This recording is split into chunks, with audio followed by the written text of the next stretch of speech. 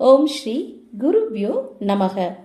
நீலாதுங்கஸ்த நகரிதடி சுப்தமுத்போக்ய கிருஷ்ணம் பாரார்த்தயம் ஸ்வம் ஸ்ருதி சதஸ் சிரஸ் சித்மத்யாபயந்தி ஸ்வோச்சிஷ்டாயாம் ஸ்ரஜி நிகலிதம் ய பலாத்கிருத்ய புங்க்தே கோதாஸ்யைனம் இதமிதம் பூய ஏவாஸ்து பூயக.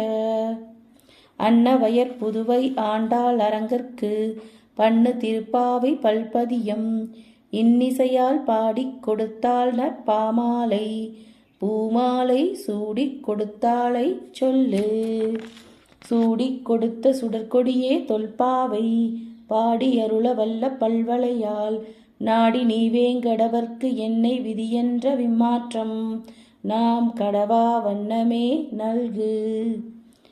அஞ்சு குடிக்கோர் சந்ததியாய் ஆழ்வார்கள் தன் செயலை விஞ்சி நிற்கும் தன்மையலால் விஞ்சாய் பழுத்தாலை ஆண்டாளை பக்தியுடன் நாடும் வழுத்தாய் மனமி மகிழ்ந்து. இன்னைக்கு மார்கழி கொண்டாட்டத்துல 28வது பாசுரம். கறவிகள் பின் சென்று காணஞ் சேர்ந்துண்போம் அறிவொன்றும் இல்லாத ஆய்குலத்து உன் தன்னை பிறவி பெருந்தனை புண்ணியம் யாமுடையோம் குறையொன்றும் இல்லாத கோவிந்தா உன் தன்னோடு உறவேல் நமக்கு இங்கு ஒழிக்க ஒழியாது. அறியாத பிள்ளைகளும் அன்பினால் உன் தன்னை சிறுபேர் அழைத்தனவும் சீறி அருளாதே இறைவா நீ தாராய் பறையேலோ எம்பாவாய். நோன்பிற்கான பறை பெற்றதோட பலன் என்னன்னு கண்ணன் வினவ சென்ற பாடல்ல அதற்கு விளக்கம் கொடுத்தாங்க. அந்த பறை பெற்றதோட நோக்கமே உனக்கு தொண்டு செய்யறது, அதனை கொண்டு ஒன்ன அடைகிறது, அதுக்கு நீயே வழியாக இருக்கிறாய் அப்படிங்கிறாங்க இந்த பாடல்ல. இறைவனையே உபாயமாக பற்றும் ஆச்சாரியனுக்கு தேவையான 6 குணங்கள் இந்த பாசத்துல விளக்கப்பட்டிருக்கு. அந்த 6 குணங்கள் என்னென்ன? பகவானை பற்றி தெரிந்து கொள்ள அதை ஒரு கல்வி முறை போல செய்ய வேண்டியது ஆச்சாரியனோட ஒரு குணம். அதுக்கு தான் குருகுல வாசம்னு பேரு. கல்வி மற்றும் ஜாதியினால் உண்டாகும் கர்வங்களை தவிர்க்கணும். குறைவற்ற தன்மை உடைய பரிபூர்ணமானவன் இறைவன் அப்படிங்கிறத உணரணும். பகவானுக்கும் தனக்கும் சம்பந்தம் ஒவ்வொரு முறையும் ஒவ்வொரு பிறவிலும் இருக்கு, அது பிரிக்க முடியாத உறவுன்னு உணரணும். குற்றங்களுக்கு மன்னிப்பு வேண்டணும், உபாயமான இறைவனோடத்துல உபயத்தை வேண்டணும். இது எல்லாமே ஆச்சாரியனோட குணங்கள். இதுல உபாயம் அப்படிங்கிறது வழி, உபேயம் அப்படிங்கிறது பலன். இந்த பாடல்லையும் கண்ணன் தொடர்ந்து பேசுறான். நோன்பை துவக்கி அதற்கான உபகரணங்களை பெற்று தங்களையெல்லாம் அலங்கரிச்சுக்கிட்டு கூடி இருந்து முழங்கை வர வழிய பால் சோறு உண்ட கோபியர் அந்த குழுமத்தை நோக்கிய கண்ணன், நீங்க நோன்பு நோற்க பறை வேண்டுனீங்க இல்லையா, அதை கொடுத்துட்டேன். இந்த மாதிரி நீங்க விரும்பியதை என்னிடம் பெறுவதற்கு நீங்கள் பின்பற்றிய மார்க்கம் அல்லது நெறிமுறைகள் ஏதாவது உண்டா அப்படின்னு கேட்குறான். நாங்க எந்த முறையினையும் வழிகளையும் தெரியாதவங்க கண்ணா, முறையற்ற தன்மைகள் தான் எங்க கிட்ட நிறைய இருக்கு. அதனால நீயே எங்களுக்கு வழிகாட்டியாக, அதாவது வழிமுறையாக இருந்து எங்களோட எண்ணத்தை நிறைவேற்றி தரணும் அப்படின்னு அந்த கோபியர்கள் சொல்றாங்க. நாங்க உன்னை பரிபூர்ணமாக அறிய குருகுல வாசம் பண்ணியவங்க கிடையாது. அறிவற்ற விலங்கினங்களான கறவை இனங்களின் பின்னே போய் திருந்தவங்க. அவைகட்கும் பின்னே சென்று காடுகளையே வீடு மாறி நினைச்சுக்கிட்டு பூஜை செஞ்சு நிர்ணயிக்கப்பட்ட வழிபாட்டு முறைகளை பின்பற்றுவது போன்ற எந்த விதமான நியமங்களும் எங்களுக்கு இல்லை. அப்படி இல்லாம வயிறு வளர்த்தவங்க நாங்க. எங்களுக்கு குருகுலவாசம் என்பது ஆணிரைகளுக்கு பின்னே சென்றதுதான். அவைகள்தான் எங்களுக்கு ஆச்சாரியர்கள். ஆணிரை கூட்டங்கள் எந்தவிதம் ஆச்சாரிகளை ஒக்கும் என்றான் கண்ணன். ஆணிரை கூட்டங்கள்னு சொல்றீங்களே, அது எப்படி ஆச்சாரியர்களுக்கு ஒப்பாகும் அப்படின்னு கேட்கிறான். அதுக்கு கோபியர்கள் சொல்றாங்க, பகவானான நீ அவதாரம் செய்ய போறத அறிந்ததும் ரிஷிகள் எல்லாம் உன்னோட ஸ்பரிசத்துக்காக பசுக்களாக அவதரித்தனரே, அவர்களின் பின்னால் போனோம் என்று முதல் குணத்தை விவரிச்சாங்க. அதாவது பகவான் அவதாரம் செய்ய போறார்னு சொன்ன உடனேயே ரிஷிகள் எல்லாமே, வியாசர் வசிஷ்டர் எல்லாருமே அவரோட ஸ்பரிசம் பெறதுக்காக பசுக்களை அவதரிச்சிட்டாங்களாம். இப்ப இந்த கோபியர்கள் கோபர்கள் எல்லாமே அந்த பசுக்கள் பின்னாடி தானே போனாங்க.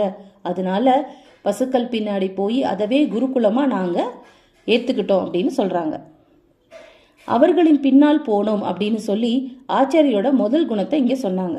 இந்த மாதிரி காலமெல்லாம் பசுங்கூட்டங்களுக்கு பின்னால் சென்றதை குருகுல வாசமாக கொண்டு 6 குணங்கள்ல முதல் குணம் தமக்கு இருப்பதை வெளிப்படுத்தினாங்க.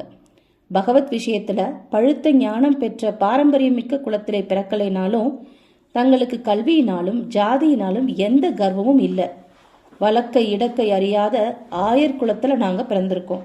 அறிவொன்றும் இல்லாத ஆயக்குலம் என்று தங்களையே தாழ கல்வியினாலும் ஜாதியினாலும் செருக்கற்ற தன்மை இருப்பதை உணர்த்தி இப்போ அந்த 2வது குணத்தை, அதாவது கர்வமில்லாத குணத்தை சொல்றாங்க. கரவிகள் பின் சென்று காணம் சேர்ந்துன்போம் அறிவொன்றுமில்லாத ஆய்குலத்து அப்படின்னு. அப்பேற்பட்ட ஆயர் குலத்துல நீ பிறந்துள்ளாயே, அது போதாதா? அது ஒன்றே யாம் செய்த புண்ணியம். இறைவனை பற்றி முழுமையாக அறியும் ஞானம் ஜீவாத்மாவுக்கு வேணும். அதுவே ஜீவன் கடை தேர வழி. ஆனா நாங்க செஞ்ச புண்ணியம், இறைவனாகி நீயே இங்கு அவதரிச்சு எங்களோட விளையாடி உறவாடி வழிகாட்டியாக இருக்கும்போது எம்மை விட புண்ணியம் செஞ்சவங்க யாரு? உன்னை அந்த ஆயர் குலத்துல பிறக்க தகுந்த புண்ணியத்தை பெற்றவங்களானோ நாங்க அப்படின்னு சொல்லி குறை ஒன்றும் இல்லாத கோவிந்தா அப்படின்னு சொல்றாங்க. உன்னோட பார்க்கடலை விடுத்து இங்கு வந்து பசுமேய்க்க பிறந்தது எங்களை போன்ற குறையுடையோர்களையும் நிறைவுடையோர்களையும் செய்வதற்காகத்தானே. இந்த ஒரு குணமே உனது குறைவற்ற வள்ளல் தன்மைக்கு உதாரணம் இல்லையா? உனது மேன்மை குணங்களையும் நீர்மை தன்மையும் நாங்கள் ஆற பருகினவர்களானோமே. இது ஒன்றே உன்னை பற்றிய பரிபூர்ண ஞானத்தை பெற்றதற்கு அடையாளம் இல்லையா அப்படின்னு 3வது குணமான இறைவன் குறைவற்ற பரிபூர்ணன் அப்படின்னு உணரும் ஞானம் அவங்களுக்கு இருக்கு அப்படின்னு அவங்க சொல்றாங்க. இந்த குறைவொன்றும் இல்லாத கோவிந்தா அப்படிங்கிற ஒரு சொல்லாலேயே இறைத்தன்மை குறைவற்ற பண்புகளை கொண்டதென விளக்கினால் ஆண்டாள். உனக்கும் எமக்கும் உள்ள சம்பந்தம் எத்தனையோ பிறவிகளை தொடர்ந்து வந்துகிட்டே இருக்கு. இது இப்போது உன்னாலும் எங்களாலும் ஒழிக்கவே முடியாது. கர்ம வினைகளின் அடிப்படையாக பிறவி உண்டாகுது. அதனால உண்டாகும் உலகில் உறவு கர்மல் வினையால உண்டான உடலால ஏற்பட்ட உறவு. ஆனா இறைவனோடு உண்டான உறவு கர்ம வசத்தாலோ காரணம் பற்றாமலோ தானாக இயல்பாக உண்டானது. சரீரத்தால வந்த உறவு கர்ம வினை தீர்ந்தால் தீர்ந்து போகும். ஆனா அழியாத ஆத்மா, அதாவது பரமாத்மாவோட சம்பந்தப்பட்ட உறவு எப்பவுமே ஒழிக்க முடியாது. அதனால் தானே நாராயணனே நமக்கே பறை தருவான் என்று ஜீவாத்மாக்களை தட்டு எழுப்பு முதல் பாடலே நாராயணனே என்று அவன் ஒருவன்தான் பரமாத்மா அப்படின்னு ஏகாரத்துல பரத்துவத்தை விளக்கினாள் ஆண்டாள் தேவி. நமக்கே என்று அவனோடு சம்பந்தப்பட்ட ஜீவாத்மா அழிவற்ற தன்மை பெறும் என்று நமக்கே என்று ஏகாரத்திலே பரமாத்மாவுடன் ஜீவாத்மாக்குள்ள சம்பந்தத்தை இங்கு விளக்குனாங்க. இந்த சம்பந்தத்தை ஆண்டாளின் தந்தையான பெரியாழ்வார் நமக்கும் பூவின் மிசை நங்கைக்கும் என்பன் அப்படின்னு சொன்னாரு. இந்த சம்பந்தைத்தான் நம்மாழ்வாரும் ஒழிவில் காலமெல்லாம் உடனாய் மண்ணி என்றார். இந்த மாதிரி பகவானுக்கு நமக்கும் உள்ள சம்பந்தம் பிரிக்க முடியாத உறவுன்னு 4வது நிலையான உணர்வை பெற்ற தன்மையை இங்கே விளக்குறாங்க. இப்படி நீ எங்களோட வந்து 2 கலந்தாய், குழந்தாய், உன்னோடு கொஞ்சி நின்றோம், சிறுவனாக கானகம் சென்ற விடத்து உன்னோடு சிரித்து விளையாடினோம், வாலிபனாக இருந்தபோது நண்பனாக இருந்தாய். இந்த உரிமையினால உன்னை கோவிந்தா என்றும் கோபாலா என்றும் பெயர் சொல்லி அழைத்தோம். இதுவே வழக்கமாகி விரைந்து பரவி எங்கும் நிறைந்து பெரிய பெயராகவே ஆயிடுச்சு. இதுவே பிரபல்யமான படியாலும் கோவிந்தன் தான் பகவான் என்று குவளையம் எல்லாம் தெரிந்து கொண்டதாலும் உன்னோட பரத்துவத்தை விளக்கும் நாராயணன்ற பெயர் கூட சிறிய பெயராயிடுச்சு. வழக்கில் இருக்கும் பெரிய பெயரை விட்டுட்டு நாங்களே சில நேரம் சிறிய பெயரை இட்டு தான் அழைக்கிறோம். இதற்காக எங்கள் மேல் கோபப்படாதே கண்ணா. அர்ஜுனன் கூட உன்னை நண்பனே என்றும் யாதவா என்றும் அழைத்ததை பொறுத்து கொள்ளும்படி கேட்டுக்கொண்டான் என்றோ, அதே மாதிரி நாங்களும் குற்றங்களுக்கு மன்னிப்பு வேண்டிக் கொள்கிறோம் என்று குற்றங்களுக்கு மன்னிப்பு வேண்டும் 5வது குணத்தோட வெளிப்பாட்டையும் இங்கே ஆயர்கள் சொல்றாங்க. எங்கள் பிழைகளை பொறுக்கும் பெரிய மனது படைத்தவன் அல்லவா நீ சுவாமி தானே. உரிமையோட அடிப்படையில அன்பின் மேலீட்டால நாங்கள் செய்த பிழைகளை பொறுத்தருள நாங்கள் வேண்டி வந்த வேண்டிய வண்ணமே எங்களுக்கு அருள வேண்டும் அப்படின்னு கேட்டுக்கிறாங்க. இறைவா நீ தாராய் பறைன்னு அருள் அப்படின்னு கேட்கிறாங்க. இந்த வாசகத்தினால உபாயமான இறைவனிடத்திலே உபேயத்தை வேண்டும் என்பது 6வது குணத்திற்கும் தாங்கள் உரியவர்கள் அப்படின்னு ஆயர்கள் நிரூபிக்கிறாங்க. இப்போ இந்த பாசுரத்தோட விளக்கம் முடிஞ்சது. ரொம்ப குறிப்பா இதை சொல்லணும்னா, அதாவது ஆழ்ந்த கருத்தா சொல்லணும்னா, இறைவனை பற்றுதற்கான குணம் ஒரு பிறவில மட்டும் வந்ததில்லை, அது ஒவ்வொரு பிறவிலையும் வந்துட்டு இருக்கு. அவனோட உறவு நமக்கு ஒழிக்க முடியாது, அவனை அடையிறதுக்கான வழி அவனேதான் அப்படின்னு சொல்லப்படுது. அது மட்டும் இல்ல, அதுக்கான உபேயம் பலன் என்ன அப்படின்னு சொல்லப்படுது. இப்போ ஸ்ரீமத் ராமானுஜர் அவர் விஷயத்துல என்ன சொல்லியிருக்கு அப்படின்னா, குறையொன்றும் இல்லாத கோவிந்தா அப்படிங்கிற அந்த சொற்றொடர் எடுத்துக்கிறாங்க. ராமானுஜரை தனக்கே அண்ணனாய் வச்சுக்கிட்டாங்க இல்லையா, யாரு? ஆண்டாள் தேவிதான். அது தன்னால் பெரியாழ்வாருக்கு தனையனாகவும், திருவரங்கனுக்கு மைத்துரனாகவும், வேங்கடவனுக்கு சங்கும் ஆடியும் கொடுத்து ஆச்சாரியனாகவும் பல உத்தம குணங்கள் நிறைய பெற்ற, குறை எதுவும் இல்லாத மகா உத்தமன் என்று தனதோட ஆச்சாரியரான ஸ்ரீ ராமானுஜரை ஆள் பொருளாக இந்த பாசுரத்துல சொல்றாங்க ஆண்டாள் தேவி.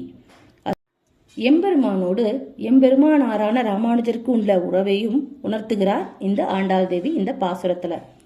இதோட ஆழ்பொருள் எல்லாம் பார்த்தாச்சு. இப்போ இந்த பாசுரத்தோட விளக்கம் இத்தோட முடியுது. மீண்டும் நாளை பாசுரத்துல பார்க்கலாம். ஸ்ரீமதி ராமானுஜாய நமக. ஸ்ரீ ஆண்டாள் திருவடிகிரி சரணம். அழகெல்லாம் ஆண்டாளின் அழகாகுமா, அவள் அசைந்து வரும் நடைக்கு இணையாகுமா, அழகெல்லாம் ஆண்டாளின் அழகாகுமா. கோதை பிறந்த ஊர், கோவிந்தன் வாழும் ஊர், ஜோதி மணிமாடம் தோன்றும் ஊர், நீதியால் நல்ல பக்தர் வாழும் ஊர், நான்மறைகள் ஓதும் ஊர், ஸ்ரீவில்லிபுத்தூர் வேதக்கோனூர்.